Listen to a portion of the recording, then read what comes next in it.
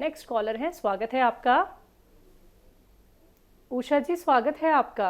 हाँ, नमस्कार मैडम। नमस्कार मैम। मुझे हकीम जी से ये पूछना था कि मेरा बेटा वो ले रहा है आर केयर। ठीक है। हाँ, तो उसको जल्दी जल्दी खांसी जुकाम हो जाते थे। तो आपके प्रोग्राम देख के मैंने उसको बताया कि ये आर केयर ले लो, इम्यूनिटी के लिए अच्छी होती है और हकीम जी बताते हैं। तो ये जो 2 डिब्बे आए हैं, वो 2 डिब्बे, एक तो खत्म हो गया है और दूसरा डिब्बा लेने के बाद और भी कंटिन्यू करते रहना है आगे। ठीक है। देखिए, यूनानी में 6-7 महीने का इलाज है इसका, तो कंटिन्यू तो करना पड़ेगा। एक डिब्बा 20-25 दिन चलता है और 6-7 महीने लगातार खाना है। खट्टी चीज़ों का परहेज कराइए और लगातार खिलाइए, तब आपके बच्चे को फ़ायदा मुमकिन है। जी, कोई और सवाल तो नहीं है मैम आपका? नहीं। चलिए, बहुत बहुत शुक्रिया हमारे साथ जुड़ने के लिए। अगर मैं गलत नहीं हूँ तो हिमाचल से हमारे बहुत पुराने दर्शक हमारे साथ जुड़ गए हैं। राकेश शर्मा जी, बहुत बहुत स्वागत है आपका। मैडम जी नमस्कार। नमस्कार सर, कैसे हैं आप? बढ़िया। हकीम साहब सलाम। आदाब। वाकई बहुत याद आ रहे थे आप राकेश भाई। कैसी तबीयत है? अभी ठीक है सर, दवाई खा रहा हूँ उसके शुगर का, मेडिसिन शुगर का दो यार जी, वो चलता है लगातार जी। दूसरा मैं हकीम साहब एक पूछना था, मेरे पास ना पहले का पड़ा हुआ दूसरा गोंद काला गोंद जो है, और गोंद मोरिंगा भी एक डब्बा पूरा मेरे पास पड़ा हुआ है, नमक जैतून भी पड़ा मेरे पास। वो शुगर में जब हो गया मैं उसको यूज नहीं किया। तो मैं ये पूछना चाहता हूँ कि उसकी एक्सपायरी वगैरह तो नहीं हो सकती कोई? ठीक है जी। देखिए, 2 साल एक्सपायरी होती है। जब आपने लिया था उससे 2 साल तक ये ख़राब नहीं होता। आप देख लीजिए कब लिया था अंदाजे से। और अगर ये पाउडर बन जाए तो ज़रा जल्दी ख़राब हो जाता है, और अगर ये वैसा ही रहे तो ख़राब होने में देर लगती है। जी, शुक्रिया राकेश जी हमारे साथ जुड़ने के लिए, और सेहतमंद रहिए, स्वस्थ रहिए, यही हमारी कामना है। नेक्स्ट कॉलर हैं तहसीन जी लखनऊ से, स्वागत है आपका। अस्सलाम वालेकुम मैम। वालेकुम अस्सलाम, कैसी हैं आप? अल्हम्दुलिल्लाह, अल्लाह का शुक्र है। आप कितने हैं? आप कैसी मैम? हम ठीक हैं। अस्सलाम वालेकुम हकीम साहब। वालेकुम सलाम। कैसे हैं आप? सब बढ़िया है, अल्लाह का एहसान है। मैम मेरे 2-3 सवाल हैं, लिख लीजिएगा। बताएं। मैम सबसे पहला मेरा ये सवाल है, हमने अदरक के पेस्ट में जैतून का सिरका मिलाया है 1 चम्मच, तो वो खाना पकाने में यूज कर सकते हैं? जैसे सब्जी है, सालन है, ये सब पकाने में उस अदरक के पेस्ट का हम यूज कर सकते हैं कि नहीं? जैसे अभी हमें ये नहीं पता कि उसको यूज किया जाता है कि नहीं, जैतून के सिरके को। ठीक है, मेरा पहला ये सवाल है। और दूसरा मैम मेरा ये सवाल है कि जैसे अमरूद मतलब ऐसे नॉर्मली खाने में बड़े फायदे के होते हैं, क्या उसको भून कर खाने में कुछ नुकसान है, या उसके भी उतने ही फायदे मिलते हैं जितना मतलब ऐसे नॉर्मली अमरूद खाने में होते हैं? ठीक है, बड़े अच्छे सवाल। ठीक है, और बस यही 2 पहले बता दीजिए, फिर बाद में बात कर लेंगे। चलिए ठीक है जी। ठीक। हाँ, देखिए, अमरूद अगर खाया जाए बगैर भुना हुआ तो किसी को खांसी कर सकता है, थोड़ा ठंडा होता है। और अगर अमरूद को भून कर खाया जाए तो ये खांसी को अच्छी करता है। ये बहुत पुराना नुस्खा है, मेरी माँ मुझे देती थी जब मैं खांसी हो जाती थी। तो अमरूद थोड़ा सा कच्चा थोड़ा पक्का, उसे हल्का सा भून कर फिर खिलाती थी, तो खांसी ठीक हो जाती थी। खांसी के, क्योंकि आप ऐसे नुस्खे पूछ रही हैं जो मेरी वालदा से भी मुताल्लिक है और मेरे बचपन से मुताल्लिक है। जब कभी बुखार हो जाता था, मेरी माँ अपने हाथ की से बनाई हुई सिवैयाँ जो अपने हाथ से तोड़ती थी, तो उसको भून के रखती थी, हल्का सा भून के रखती थी। और जब किसी को बुखार नज़ला खांसी हो जाता था तो सिवैयाँ उबाली पानी में, और सिवैयाँ तो छोड़ दी, पानी में हल्का सा खाने का सोडा या नमक मिला के और मीठा मिला के हमें पिला देती थी। तो इससे बुखार भी उतर जाता है, सर्दी के असरात भी ख़त्म हो जाते हैं और खांसी बलगम भी ठीक हो जाता है। और एक सवाल था इनका जी, अदरक का जो इन्होंने पेस्ट बना रखा है उसमें जैतून का सिरका है। जी तो ये अदरक हो या लहसुन, इसके पेस्ट अक्सर ख़राब हो जाते हैं। और सिरका एक वाहिद एक ऐसी चीज़ है कि अगर सिरका इसमें मिला दिया जाए तो ये ख़राब नहीं होने देता किसी पेस्ट को।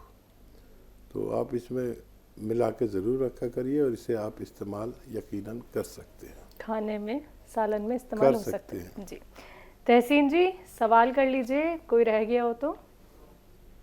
चलिए, शायद आपसे संपर्क हमारा टूट गया है। बहुत बहुत शुक्रिया हमारे साथ जुड़ने के लिए। संतोष जी हैं दिल्ली से हमारे साथ, स्वागत है आपका। नमस्कार बेटा।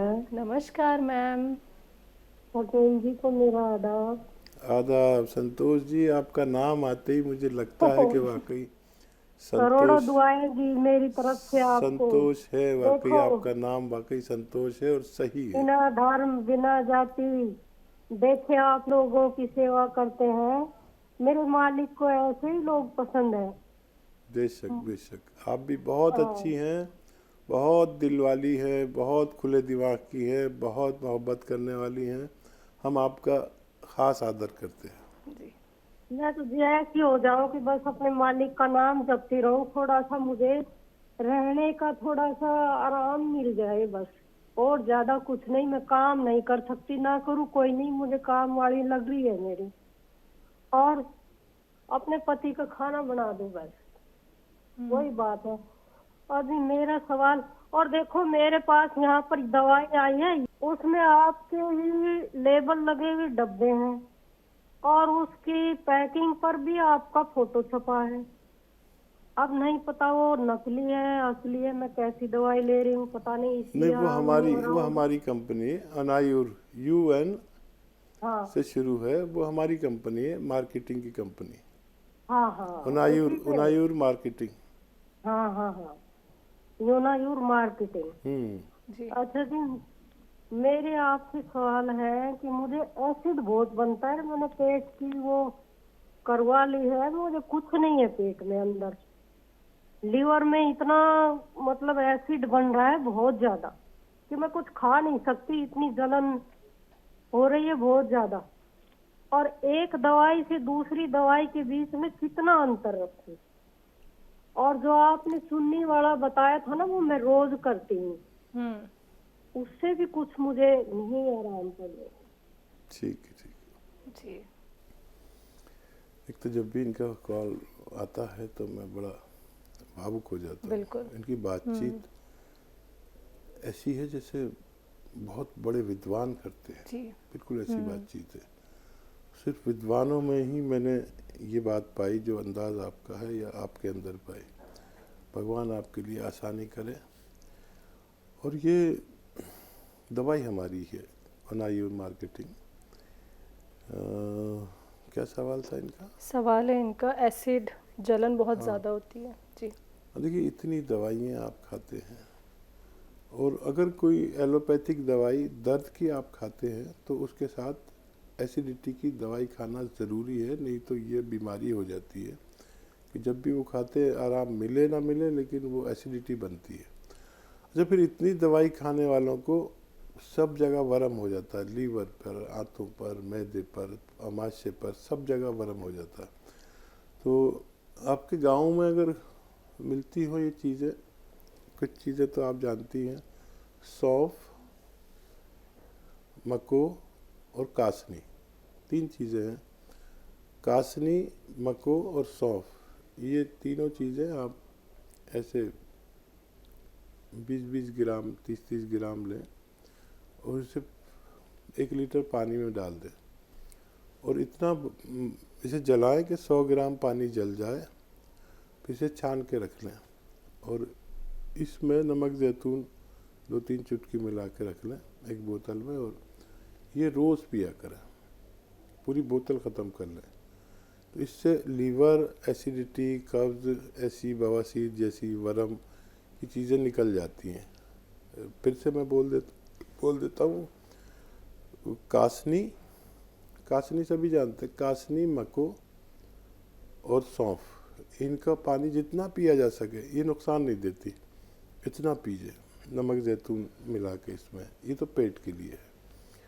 और एलोपैथिक दवाएं भी लेनी पड़े तो ले लिया करिए।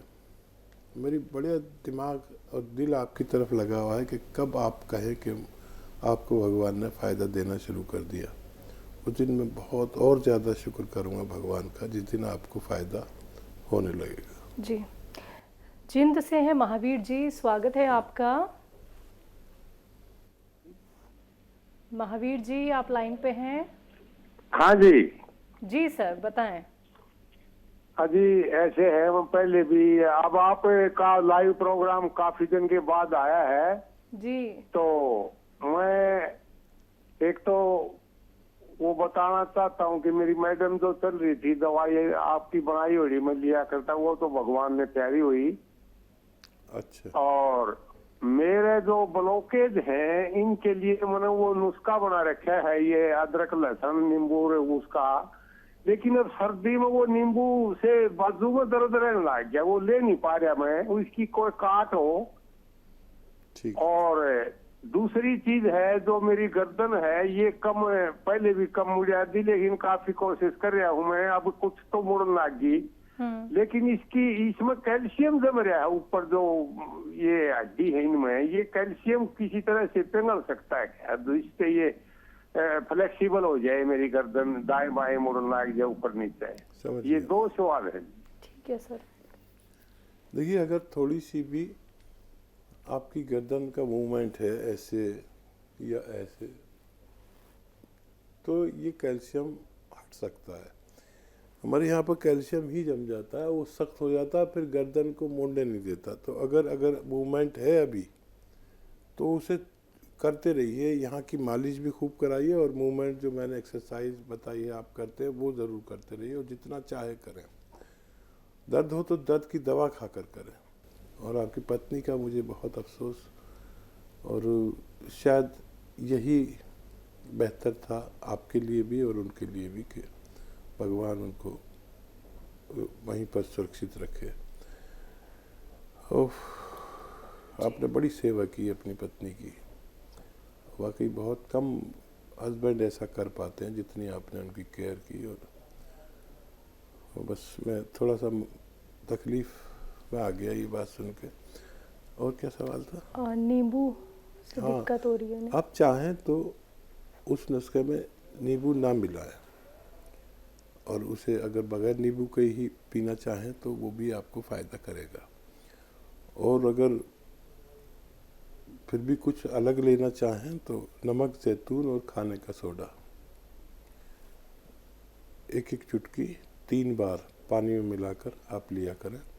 ये भी बहुत तेज़ी से हार्ट ब्लॉकेज को खोलता है। बिल्कुल। हकीम साहब, महावीर जी की जो धर्मपत्नी थी तो वो कभी कभी सुसाइड करने की भी कोशिश करती थी। ये खुद भी बहुत तकलीफ़ में थे उनकी प्रॉब्लम को देख के, और इन्होंने बहुत कोशिश करी। यकीनन आपने जितने नुस्खे बताए उन्होंने वो सारे आजमाए, और गुंजाइश भी लगी थी कि वो ठीक हो सकती हैं, लेकिन उनकी पीड़ा वाकई में काफ़ी बढ़ गई थी। देखिए, जब ये जो भगवान है इसे इंसान के को अगर माफ़ करना है और जन्नत में जगह देनी है, स्वर्ग में जी, तो हमारे किरदार, हमारे कैरेक्टर तो इतने अच्छे नहीं हैं, तो वो किसी बीमारी के ज़रिए उसको आजमाता है। और जब वो उस बीमारी में शुक्र करता है भगवान का और शिकायत नहीं करता, तो उसके दर्जात बुलंद होते हैं, उसके जो गुनाह हैं वो माफ़ होते हैं। और फिर किसी भी बहाने से भगवान उन लोगों को जो स्वर्ग में जगह दे देता है, जितने बीमार होता है इतने ही उसके गुनाह कम होते हैं, यानी पाप कम करता है और उन्हें स्वर्ग में बुला लेता है। तो महावीर जैसा शख्स बहुत कम होते हैं जो अपनी पत्नी की इतनी खिदमत करते हैं कि अपने आप को उनके ऊपर निसार कर देते हैं, निछावर कर देते हैं। तो मैं आपको सलाम करता हूँ आपकी इस खिदमत पर। यकीनन भगवान ने भी आपको ज़रूर पसंद किया होगा। बिल्कुल। तो सर, हमारी दुआ है कि आप बहुत जल्दी सेहतमंद हो जाएं और स्वस्थ हो जाएं। और आप तो बहुत वक्त से हमारे साथ जुड़े हुए हैं, ऐसे ही जुड़े रहिए, ऐसे ही लोगों की खिदमत करते रहिए। दर्शकों, अगर आप लोग की कॉल कार्यक्रम में नहीं लग पाती है तो आप हमारे हेल्पलाइन नंबर पे 24 आवर्स कभी भी कांटेक्ट कर सकते हैं, जहां पे आपकी बात होती है हमारे एक्सपर्ट डॉक्टर से, जो हकीम साहब के बताए हुए नुस्खे आप लोगों तक पहुंचाते हैं। क्योंकि समय यहाँ पे कम होता है, अगर आपकी कॉल किसी कारणवश कार्यक्रम में नहीं लग पाती है तो तुरंत हमारे हेल्पलाइन नंबर से जुड़ जाइए।